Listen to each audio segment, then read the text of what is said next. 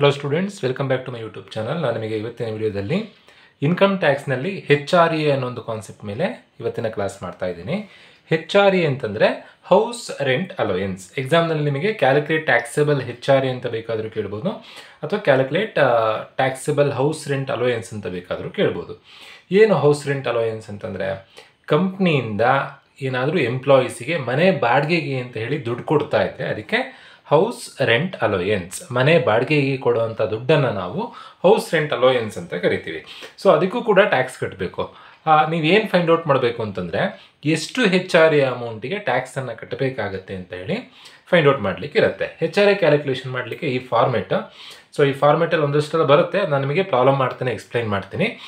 Question ಈ ಥರದಲ್ಲಿದೆ: compute HRA from the given information. ಒಂದಷ್ಟು ಇನ್ಫಾರ್ಮೇಷನ್ ಕೊಟ್ಟಿದ್ದಾರೆ.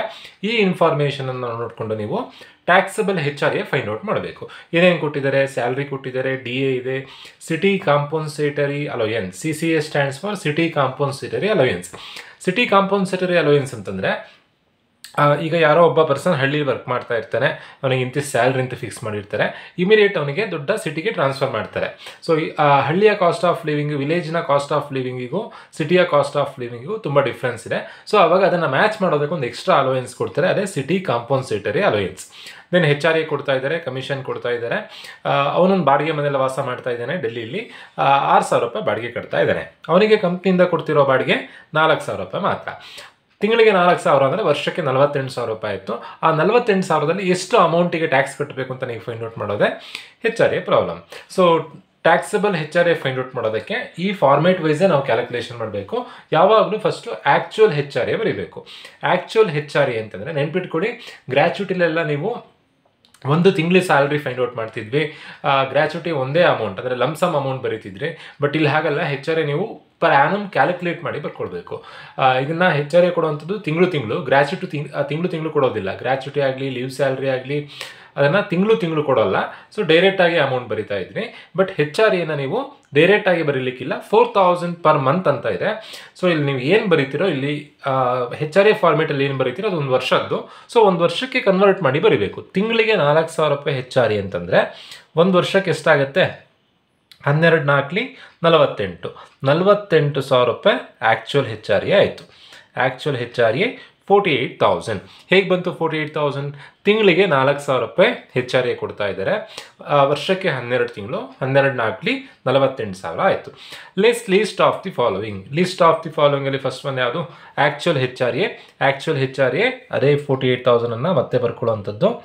Next rent paid -10% of salary. Rent paid ಅಂತಂದರೆ ಎಷ್ಟು ಬಾಡಿಗೆ ಕಟ್ತಿದ್ದಾನೆ. ಕಂಪ್ನಿಯಿಂದ 4,000 ರೂಪಾಯಿ ಬಾಡಿಗೆ ಕೊಡ್ತಾ ಇದ್ದಾರೆ, ಇವನು ಎಷ್ಟು ಬಾಡಿಗೆ ಕಟ್ತಾ ಇದ್ದಾನೆ? 6,000 ರೂಪಾಯಿ ಬಾಡಿಗೆ ಕಟ್ತಾ ಇದ್ದಾನೆ. ತಿಂಗಳಿಗೆ 6,000 ರೂಪಾಯಿ ಅಂದರೆ ವರ್ಷಕ್ಕೆ ಎಷ್ಟಾಯಿತು? 12×6 72,000 ಆಯಿತು. ರೆಂಟ್ ಪೇಯ್ಡ್ ಎಷ್ಟು ಅಂತಂದರೆ 72,000. ಹೇಗೆ ಬಂತು 72,000? ಪರ್ ಮಂತ್ 6,000 ರೆಂಟ್ ಪೇ ಮಾಡ್ತಾ ಇದ್ದಾನೆ, ಪರ್ ಆ್ಯನಮ್ ಎಷ್ಟಾಗುತ್ತೆ? 72,000 ಆಗುತ್ತೆ. -10% of salary. Very very important. Salary ಅಂತಂದರೆ ನೀವು HRAಯಲ್ಲಿ ಪರ್ ಆ್ಯನಮ್ ಸ್ಯಾಲ್ರಿ ಬರೀಬೇಕು. ಸ್ಯಾಲ್ರಿಗೆ 4 ಐಟಮನ್ನು ಕನ್ಸಿಡರ್ ಮಾಡಬೇಕು. Basic salary, dearness pay, dearness allowance, retirement benefit ಅಂತ ಕೊಟ್ಟಿದ್ರೆ ಮಾತ್ರ ಕನ್ಸಿಡರ್ ಮಾಡಬೇಕು. Commission based on sales or turnover ಅಂತ ಕೊಟ್ಟರೆ ಮಾತ್ರ ಕನ್ಸಿಡರ್ ಮಾಡಬೇಕು. ಈಗ ಈ ಪ್ರಾಬ್ಲಮಲ್ಲಿ ಅವನ ಸ್ಯಾಲ್ರಿ, ಬೇಸಿಕ್ ಸ್ಯಾಲ್ರಿ ಅಂದ್ರೆ ಒಂದೇ, ಸ್ಯಾಲ್ರಿ ಅಂದ್ರೆ ಒಂದೇ, ಒಂದು ವರ್ಷದ ಸ್ಯಾಲ್ರಿಯನ್ನು ಬರ್ಕೊಳ್ಬೇಕು. ತಿಂಗಳಿಗೆ 14,000 ರೂಪಾಯಿ ಸ್ಯಾಲ್ರಿ. ಸೊ ತಿಂಗಳಿಗೆ 14,000 ಸ್ಯಾಲ್ರಿ ಅಂತಂದರೆ ವರ್ಷಕ್ಕೆ ಎಷ್ಟಾಗುತ್ತೆ? 14×10 140, 14×2 28, 140 28, 168, 1,68,000 ಸ್ಯಾಲ್ರಿ ಆಯಿತು. DP ಡಿಯರ್ನೆಸ್ ಪೇ ಕ್ವಶನಲ್ಲಿ ಕೊಡಲಿಲ್ಲ. ನೆಕ್ಸ್ಟ್ ಡಿಯರ್ನೆಸ್ ಅಲೋಯನ್ಸ್ ಕ್ವಶನಲ್ಲಿ ಕೊಟ್ಟಿದ್ದಾರೆ. ರಿಟೈರ್ಮೆಂಟ್ ಬೆನಿಫಿಟ್ ಅನ್ನೋ ವರ್ಡ್ ಕೊಟ್ಟಿದ್ರೆ ಮಾತ್ರ DA ಕನ್ಸಿಡರ್ ಮಾಡಬೇಕು. Retirement benefit, service benefit, employment benefit, farming part of salary, ಏನು ಬೇಕಾದರೂ ವರ್ಡ್ ಕೊಡ್ಬೋದು. ಡೈರೆಕ್ಟಾಗಿ DA ಅಂತ ಬರೀ DA ಅಂತ ಕೊಟ್ಟರೆ ಕನ್ಸಿಡರ್ ಮಾಡಲಿಕ್ಕಿಲ್ಲ. DA ಅಂತ ಕೊಟ್ಟಿರಬೇಕು, ರಿಟೈರ್ಮೆಂಟ್ ಬೆನಿಫಿಟ್ಸ್ ಅಂತ ಕೊಟ್ಟಿರಬೇಕು. DA 4,000 ಪರ್ ಮಂತ್ ಇದೆ. ಪರ್ ಆ್ಯನಮಿಗೆ ಏನಾಗುತ್ತೆ? 4,000 × 12, 12×4 48, 48,000 ಆಗುತ್ತೆ. ದೆನ್ ನೆಕ್ಸ್ಟ್ ಇರೋವಂಥದ್ದು ಕಮಿಷನ್. ಕಮಿಷನನ್ನು ಅವನಿಗೆ ಟರ್ನ್ ಓವರ್ ಬೇಸ್ ಮೇಲೆ ಕಮಿಷನ್ ಕೊಡ್ತಾ ಇರಬೇಕು. ಅಂತಂದರೆ ಅವನು ಕಂಪ್ನಿಗೆ ಎಷ್ಟೋ ಒಂದು ಸೇಲ್ಸ್ ಮಾಡಿ ಕೊಟ್ಟಿರ್ತಾನೆ.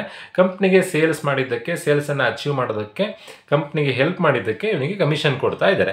ಎಷ್ಟು ಕಮಿಷನ್ ಕೊಡ್ತಾ ಇದ್ದಾರೆ? 24,000 ಕಮಿಷನ್ ಕೊಡ್ತಾ ಇದ್ದಾರೆ. ಹೀಗೆ ಡೈರೆಕ್ಟಾಗಿ ಕಮಿಷನ್ ರುಪೀಸ್ ಅಮೌಂಟ್ ಕೊಡಬೇಕು ಅಂತಿಲ್ಲ, ಇಂಡೈರೆಕ್ಟ್ ಆಗೂ ಕೊಡ್ಬೋದು. ಅವನು ಕಂಪ್ನಿಗೆ 10 ಲಕ್ಷ ರೂಪಾಯಿದು ಸೇಲ್ಸನ್ನು ಮಾಡಿ ಕೊಟ್ಟಿದ್ದಾನೆ. 10 ಲಕ್ಷ ರೂಪಾಯಿ ಸೇಲ್ಸ್ ಮಾಡಿ ಕೊಟ್ಟಿದ್ದಕ್ಕೆ ಒಂದು 3% ಕಮಿಷನ್ ಕೊಡ್ತಾ ಇದ್ದಾರೆ. ಆವಾಗ ನೀವೇನು ಮಾಡಬೇಕು? 10 ಲಕ್ಷ ಇಂಟು 3% ಮಾಡಿದಾಗ ಏನು ಅಮೌಂಟ್ ಆಗುತ್ತೋ ಅದನ್ನು ಅವನ ಕಮಿಷನ್ ಅಂತ ನೀವು ಅರ್ಥ ಮಾಡ್ಕೊಳ್ಬೇಕು. ಈಗ ಕಂಪನಿಯ ಸೇಲ್ಸ್ ಏನೂ ಕೊಡಲಿಲ್ಲ, ಕಂಪನಿ ಸೇಲ್ಸ್ ಕೊಟ್ಟಿದ್ರೆ ಸೇಲ್ಸ್ ಇಂಟು ಪರ್ಸಂಟೇಜ್ ಮಲ್ಟಿಪ್ಲೈ ಮಾಡಿ ಬರೀಬೇಕು. ಬಟ್ ಈಗ ಡೈರೆಕ್ಟಾಗಿ ಕಮಿಷನ್ ಅಂತ ಕೊಟ್ಟಿದ್ದಾರೆ. ಕಮಿಷನ್ ಕೊಡುವಂಥದ್ದು ತಿಂಗಳು ಅಲ್ಲ, ಅವ್ನು ಟೋಟಲ್ ಆಗಿ ಒಂದು ವರ್ಷದಲ್ಲಿ ಏನು ಸೇಲ್ಸ್ ಮಾಡಿರ್ತಾರೋ ಅದಕ್ಕೆ ಕಮಿಷನ್ ಕೊಡ್ತಾರೆ. ಇಲ್ಲೆಲ್ಲೂ ಪರ್ ಮಂತ್ ಇಲ್ಲ, ಪರ್ ಮಂತ್ ಅಂತಿದ್ರೆ ಅದನ್ನು ನೀವು ಇಂಟು 12 ಮಾಡ್ಕೊಳ್ಬೇಕು. Commission based on turn over achieved by him rupees 24,000 ಅಂತ ಕೊಟ್ಟಿದ್ದಾರೆ. ಡೈರೆಕ್ಟಾಗಿ 24,000 ಬರ್ಕೊಳ್ಬೇಕು. ಕಮಿಷನ್ 24,000. ಅಲ್ಲಿಗೆ ಟೋಟಲ್ ಸ್ಯಾಲ್ರಿ ಎಷ್ಟಾಯಿತು? 1 lakh. ನೋಡಿ, ಸ್ಯಾಲ್ರಿಗೆ ಕನ್ಸಿಡರ್ ಮಾಡಬೇಕಾಗಿರೋದು 4 ಐಟಮ್ ಮಾತ್ರ. ಈ CCA ಸಿಟಿ ಕಾಂಪನ್ಸೇಟರಿ ಅಲೋಯನ್ಸನ್ನು ಕನ್ಸಿಡರ್ ಮಾಡೋದು ಬೇಡ. Total salary 1,68,000 plus 48,000 plus 24,000. Total salary ಎಷ್ಟಾಯಿತು ಅಂತಂದರೆ 2,40,000 ಆಯಿತು. 2,40,000. ಈ ಟೋಟಲ್ ಸ್ಯಾಲ್ರಿಯಲ್ಲಿ ನಮಗೆ ಎಷ್ಟು ಪರ್ಸೆಂಟೇಜ್ ಬೇಕು? ಫಾರ್ಮೇಟ್ ವೈಸ್ ನಮಗೆ 10% ಬೇಕು. ಈ 10%ಅನ್ನು ಕ್ವಶನಲ್ಲಿ ಕೊಡಲಿಲ್ಲ, ಎಲ್ಲ ಪ್ರಾಬ್ಲಮಿಗೂ 10% ಫಿಕ್ಸ್. ರೆಂಟ್ ಪೇಡಲ್ಲಿ 10% ಆಫ್ ಸ್ಯಾಲ್ರಿಯನ್ನು ಲೆಸ್ ಮಾಡಬೇಕು. 10% ಅಂತಂದರೆ ಇಲ್ಲಿ ಟೋಟಲ್ ಮಾಡಿದಾಗ 2,40,000 ಬರುತ್ತೆ. 2,40,000ಗೆ 10% ಮಾಡಬೇಕು. ಆವಾಗ 24,000 ಆಗುತ್ತೆ. 72,000 ಮೈನಸ್ 24,000. 72,000ಇಂದ 24,000 ಲೆಸ್ ಮಾಡಿದಾಗ ಬರುವಂಥ ಆನ್ಸರ್ 48,000 ಬರುತ್ತೆ. ನೆಕ್ಸ್ಟ್ ಇರುವಂಥದ್ದು 40% ಆರ್ 50% ಆಫ್ ಸ್ಯಾಲ್ರಿ. ಸೊ ಯಾವಾಗ 40, ಯಾವಾಗ 50 ಅಂತ ನೀವು ನೆನ್ಪಿಟ್ಕೊಳ್ಬೇಕು. ಮೆಟ್ರೋಪಾಲಿಟನ್ ಸಿಟಿ ಅಂದರೆ ಡೆಲ್ಲಿ, ಮುಂಬೈ, ಕೋಲ್ಕತ್ತಾ, ಚೆನ್ನೈ, ಈ 4 ಸಿಟಿಗಳು ಕೊಟ್ಟಾಗ 50% ಆಫ್ ಸ್ಯಾಲ್ರಿ ಕನ್ಸಿಡರ್ ಮಾಡಬೇಕು. ಈ 4 ಸಿಟಿಯನ್ನು ಬಿಟ್ಟು ಬೇರೆ ಯಾವುದೇ ಸಿಟಿ ಕೊಟ್ಟರು, ಈಗ ಬೆಂಗಳೂರು, ಹೈದರಾಬಾದು, ಬೇರೆ ಯಾವುದೇ ಸಿಟಿ ಕೊಟ್ಟರು 40% ಕನ್ಸಿಡರ್ ಮಾಡಬೇಕು. For Delhi, Mumbai, Kolkata, Chennai you have to consider 50% of salary. For the rest of the cities you have to consider 40% salary. ಇಲ್ಲಿ ಕೊಟ್ಟಿರೋದು ಅವನು ಯಾವ ಊರಲ್ಲಿ ಬಾಡಿಗೆ ಮನೆಯಲ್ಲಿದ್ದಾನೆ? ಡೆಲ್ಲಿಲಿ ಬಾಡಿಗೆ ಮನೆಯಲ್ಲಿದ್ದಾನೆ.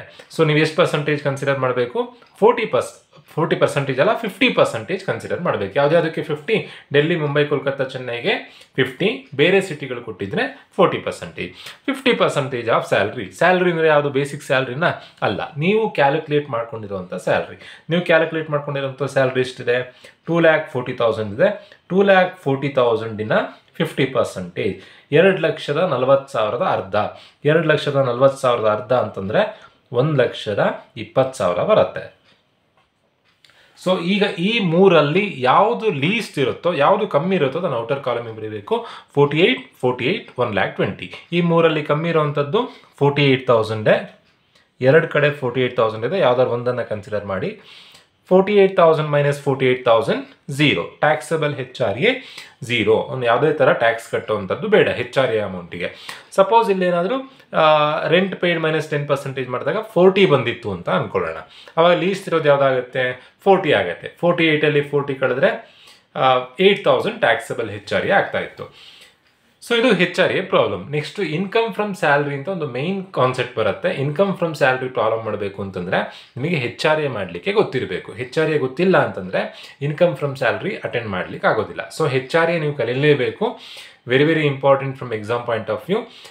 HRA ಅಂತಂದರೆ ಕಂಪನಿಯಿಂದ ಎಂಪ್ಲಾಯಿ ಅಂತಂದರೆ ಕೆಲಸಗಾರರಿಗೆ ಏನಾದರೂ ಮನೆ ಬಾಡಿಗೆಗೆ ಅಂತ ದುಡ್ಡು ಕೊಡ್ತಾ ಇದ್ರೆ ಅದಕ್ಕೆ HRA ಅಂತ ಅಂತೀವಿ. ಹೌಸ್ ರೆಂಟ್ ಅಲೋಯನ್ಸ್ ಅಂತ ಅಂತೀವಿ. ಅದನ್ನು ಕ್ಯಾಲ್ಕುಲೇಟ್ ಮಾಡೋದು ಈ ಫಾರ್ಮೆಟ್ ವೈಸೇ ಕ್ಯಾಲ್ಕುಲೇಷನ್ ಮಾಡಬೇಕು. ಸ್ಯಾಲ್ರಿ ಅಂದರೆ 4 ಐಟಮ್. 4 ಐಟಮ್ ಯಾವ್ದು? Basic salary, DNS pay, DNS allowance, commission. Hope ಎಲ್ರಿಗೂ ವಿಡಿಯೋ ಅರ್ಥ ಆಗಿದೆ ಅಂತ ಅಂದ್ಕೊಳ್ತಾ ಇವತ್ತಿನ ವಿಡಿಯೋ ಮುಗಿಸ್ತಾ ಇದ್ದೀನಿ. Thank you.